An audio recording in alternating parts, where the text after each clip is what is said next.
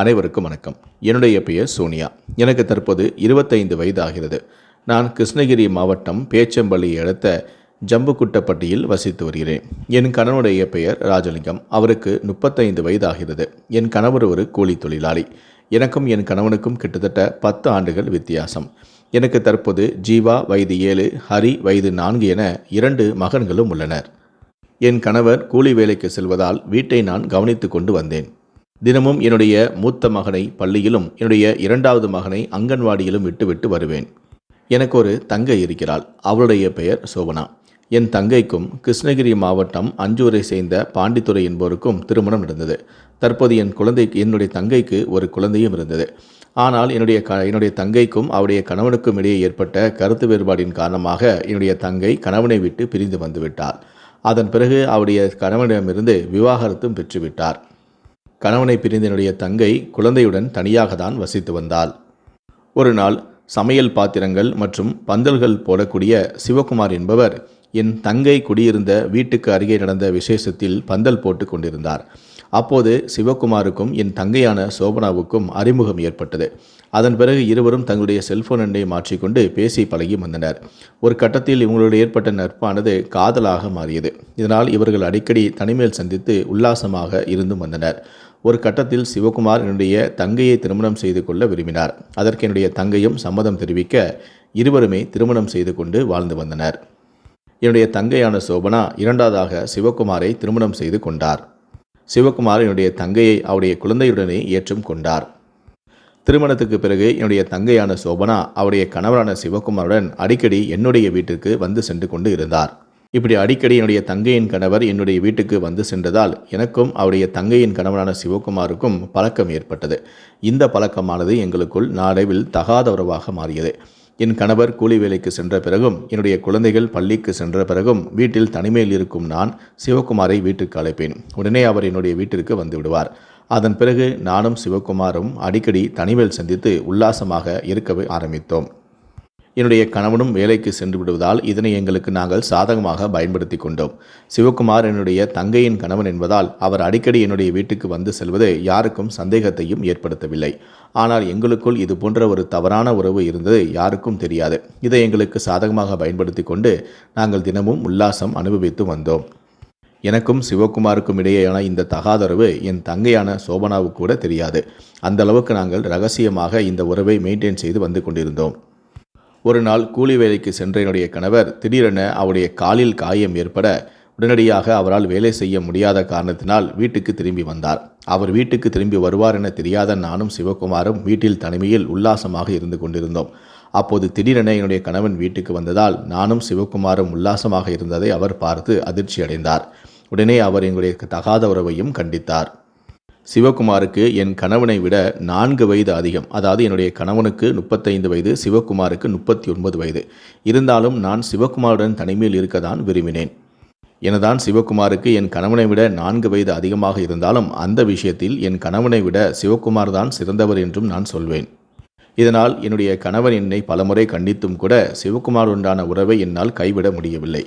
அதன் பிறகு வழக்கம் போல என் கணவன் வேலைக்கு சென்ற பிறகும் கூட நான் சிவகுமாரை அடிக்கடி தனிமையில் சந்தித்து உல்லாசமாக இருந்து வந்தேன். பொறுத்து பார்த்த என்னுடைய கணவர் ஒரு கட்டத்தில் என்னை அடித்து சித்திரவதை செய்யவும் ஆரம்பித்தார். அதுவரை பொறுமையாக இருந்த நான் என்னுடைய தகாத உறவுக்கு தடையாக இருக்கக்கூடிய என் கணவனை கொலை செய்வதுதான் ஒரே வழி என முடிவு செய்தேன். இதற்காக என் கணவனை கொலை செய்தால்தான் நாம் சந்தோஷமாக உல்லாசமாக இருக்க முடியும் எனவும் சிவகுமாரிடம் தெரிவித்தேன். அதற்கு சிவகுமாரும் சம்மதித்தார். அதன் பிறகு என்னுடைய கணவரை எப்படி கொலை செய்ய வேண்டும் எனவும் நாங்கள் திட்டமிட்டோம். சிவகுமார் ராஜலிங்கத்தை கொலை செய்ய அவருடைய பந்தல் கடையில் வேலை செய்யக்கூடிய பசங்களை எல்லாம் தயார் செய்து வைத்து கொண்டார். என்னுடைய கணவனை எப்படி கொலை செய்யலாம் என்றும் நாங்கள் இருவரும் திட்டமிட்டு இருந்தோம். முதலில் நாங்கள் என்னுடைய கணவனுக்கு விஷ ஊசி போட்டு கொலை செய்யலாம் என முடிவு செய்தோம். அதன் பிறகு அவரை தூக்கில் தொங்கவிட்டு தற்கொலை செய்து கொண்டார் என நாடகம் ஆடலாம் என முடிவு செய்தோம். இல்லை, இன்னொரு புறம் அவரை கழுத்தை நிறுத்தி கொலை செய்துவிட்டு அவரை தூக்கில் தொங்கவிடலாம் எனவும் முடிவு செய்தோம். இதில் ஏதாவது ஒரு விஷயத்தை செய்ய வேண்டும் என நாங்கள் முடிவு செய்தோம். அதற்காக நாங்கள் நாளும் குறித்தோம். என்னுடைய கணவர் கூலி வேலைக்கு சென்று வீடு திரும்புவதற்கு முன்பாகவே சிவகுமாரையும் அவருடைய கடையில் வேலை செய்யக்கூடிய 4 நபர்களையும் என்னுடைய வீட்டில் நான் பதுக்கி வைத்து இருந்தேன். அப்போது என்னுடைய குழந்தைகள் 2 பேரையும் தெருவில் சென்று விளையாடுமாறும் நான் அனுப்பி வைத்தேன். என்னுடைய குழந்தைகளும் விளையாடுவதற்காக வெளியே சென்று விட்டார்கள். வீட்டில் நானும் என்னுடைய கள்ளக்காதலனான சிவகுமாரும் அவருடைய கடையில் வேலை செய்யக்கூடிய பசங்களும் என்னுடைய வீட்டில் இருந்தார்கள். என்னுடைய கணவர் வேலையை முடித்துவிட்டு இரவு வீட்டுக்குள் தயாராக இருந்த சிவகுமாரும் அவருடைய ஆட்களும் சேர்ந்து என்னுடைய கணவனை சரமாரியாக அடித்து அவருடைய வாயை பொத்தி அவருக்கு ஊசியும் போட்டார்கள். அந்த சமயத்தில் என்னுடைய மூத்த மகனான ஜீவா வீட்டுக்குள் வந்துவிட்டார். நாங்கள் அதனை சிறுவன்தானே என பொருட்படுத்தாமல் அவர்கள் என்னுடைய கணவனை கொலை செய்யக்கூடிய வேலையை மும்முரமாக ஈடுபட்டு கொண்டிருந்தனர். நானும் வேறு யாராவது வருகிறாரா என பார்ப்பதற்காக நான் வெளியே வந்து நோட்டமிட்டு கொண்டும் இருந்தேன். வீட்டுக்குள் சிவகுமார் முதலில் என் கணவனுக்கு ஊசி செலுத்தி இருக்கிறார். அதன் பிறகு என்னுடைய கணவனின் கழுத்தை நிறுத்தி அவர்கள் கொலையும் செய்திருக்கிறார்கள். அதன் பிறகு என்னுடைய கணவன் தூக்கி போட்டு இறந்துவிட்டதாக நாடகமாடுவதற்காக என் வீட்டில் இருந்த ஒரு இரும்பு கம்பியில் என்னுடைய கணவனை தூக்கு போட்டு சாவது போல செட்டப் செய்துவிட்டு அங்கிருந்த அனைவருமே கிளம்பிவிட்டார்கள். அதன் பிறகு விடிந்ததுமே நான் காலையில் என் கணவர் தூக்கு போட்டு தற்கொலை செய்து கொண்டார் என நான் கத்தி கதறி கூப்பாளிட்டேன். என்னுடைய சத்தத்தை கேட்டு அக்கம் பக்கத்தில் உள்ளவர்களெல்லாம் ஓடி வந்தார்கள். அப்போது என் கணவன் தூக்கில் தொங்குவதை பார்த்து அனைவரும் அதிர்ச்சி அடைந்தார்கள். உடனடியாக என்னுடைய கணவன் தூக்கில் தொங்கிய என் கணவனை கீழே இறக்கினார்கள். இதை யாரோ ஒருவர் உடனடியாக போலீசாருக்கு தகவல் தெரிவித்து விட்டார். இதை அறிந்த போலீசாரும் உடனடியாக சம்பவ இடத்திற்கு வந்து விட்டார்கள். இதை நான் கொஞ்சம் கூட எதிர்பார்க்கவில்லை. போலீசார் வந்தவர்கள் என்னுடைய கணவனான ராஜலிங்கத்தின் உடலை கைப்பற்றி பிரேத பரிசோதனைக்காக மருத்துவமனைக்கு அனுப்பி வைத்தார்கள். அதன் பிறகு என்ன நடந்தது ஏது நடந்தது என விசாரணையும் மேற்கொண்டார்கள். அப்போது என்னுடைய கணவர் தூக்கு போட்டு சாவதற்கு அப்படி என்ன அவருக்கு பிரச்சனை என அக்கம்பக்கத்தில் உள்ளவர்களுக்கெல்லாம் சந்தேகத்தை கிளப்பியது. அது மட்டுமல்ல, என்னுடைய கணவனை கொலை செய்யும் போது அவர் ஏதாவது சத்தம் போட்டால் வெளியே கேட்டுவிடக்கூடாது என்பதற்காக நான் அதற்கு முன்னாடியே என்னுடைய வீட்டில் இருந்த அனைத்து ஜன்னல்களிலும் நான் துணிகளை வைத்து அடைத்திருந்தேன். இது பலருக்கும் சந்தேகத்தை ஏற்படுத்தியது. எதற்காக ஜன்னல் முழுவதும் துணியால் அடைக்கப்பட்டிருக்கிறது எனவும் என்னிடம் கேட்டார்கள். நான் அதற்கு மலுப்பலாக பதிலும் சொன்னேன். அப்போது என் மூத்த மகனான ஜீவா அனைவரிடமும் உளறிவிட்டான். என் அப்பாவை நேற்று இரவு ஒரு 5 நபர்கள் வந்து காலை பிடித்து கொள்ள ஒரு ஊசி போட என் அப்பா கொஞ்ச நேரத்திலேயே மயங்கி விட்டார். அதன் பிறகு அவர்கள் சேர்ந்து கயிற்றால் என்னுடைய அப்பாவின் கழுத்தில் கயிறை கட்டி என் வீட்டில் இருந்த ஒரு கம்பியில் மாட்டிவிட்டு சென்றார்கள். நான் அதை பார்த்தேன் என்றும் கூறிவிட்டான். இதை கேட்ட அனைவரும் அதிர்ச்சி அடைந்தார்கள். உடனடியாக காவல்துறைக்கும் தகவல் தெரிவிக்கப்பட்டது. போலீசாரும் வந்து என் மகனிடம் விசாரித்தார்கள். போலீசாரிடமும் என் மகன் அதையே தான் கூறினார். இதனால் அதிர்ச்சியடைந்த போலீசார் இது குறித்து என்னை காவல் நிலையம் அழைத்து சென்று தீவிரமான விசாரணையை மேற்கொண்டார்கள். அப்போதுதான் நான் இனி மாட்டிவிட்டேன், இனி ஒன்றும் செய்ய முடியாது என நான் அனைத்து உண்மைகளையும் போலீசாரிடம் தெரிவித்தேன். மறுபுறம் பிரேத பரிசோதனை அறிக்கையிலும் என் கணவர் ஊசி போட்டு கூட இறக்கவில்லை, அவர் கழுத்தை நெரித்து தான் கொலை செய்யப்பட்டார் எனவும் தூக்கு போட்டு அவர் சாவவில்லை எனவும் பிரேத பரிசோதனை அறிக்கையும் வந்தது.